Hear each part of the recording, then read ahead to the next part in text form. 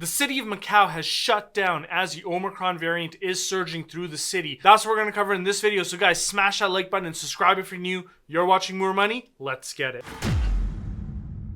What's up guys, and welcome back to the channel where the goal here is to help at least 1,000 people achieve financial independence much sooner. And this is a very interesting story. I actually just wrote, edited, and filmed a whole video on why you should be very careful on China's sort of like re-emergence as Alibaba's shares were going higher than $120 per share. And the point that I was going to mention is be careful of a COVID surge because it could very easily happen with a country like China that's still holding on to their zero COVID policies. And so just because Shanghai is out of its lockdown doesn't necessarily mean that other major cities could go into lockdown. And that's exactly what we're seeing in Macau. So it didn't take long for it to happen, and so I totally scrapped that video, and now I'm covering this situation. So here it is from Reuters. Macau shuts down casinos in race to curb their COVID spread. And so effectively what they're doing is that the city of Macau is going to shut down all of its casinos for a week starting July 11th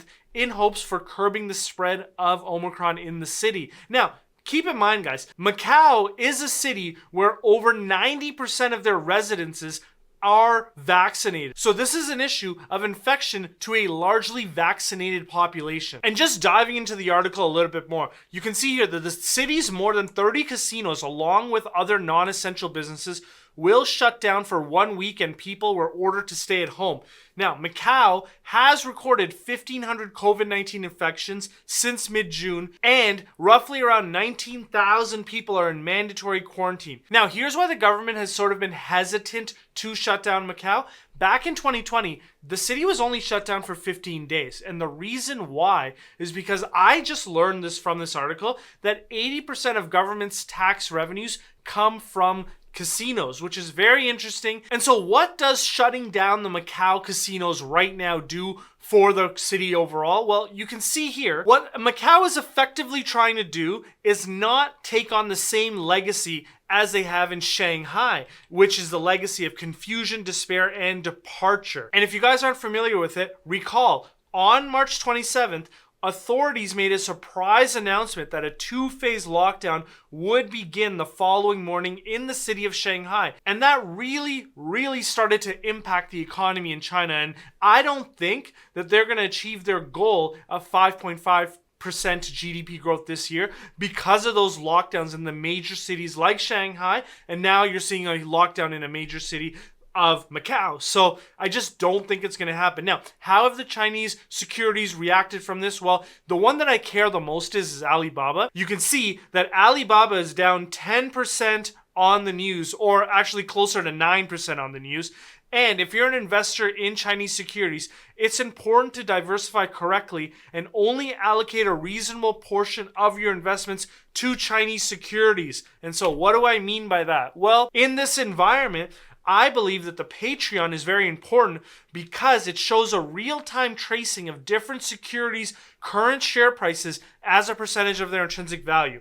I personally use this tool to deploy capital, and I intend to use this tool to deploy more capital into continued market weakness.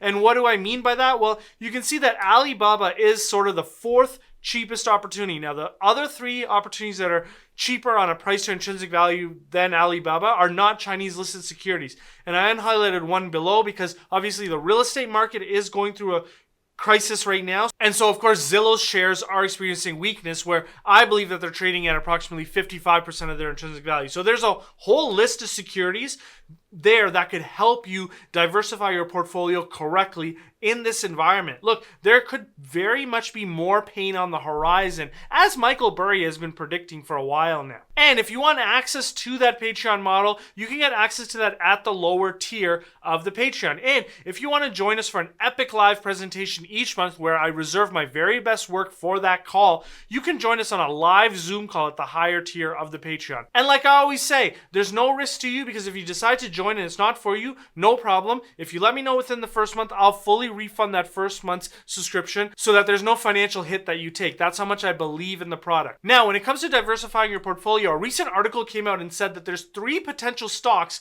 that could be value stocks in this environment. Those names are Meta, PayPal, and Netflix. And I sort of dissected those companies and determined if they were value opportunities worth pursuing. And you can get to that video right here.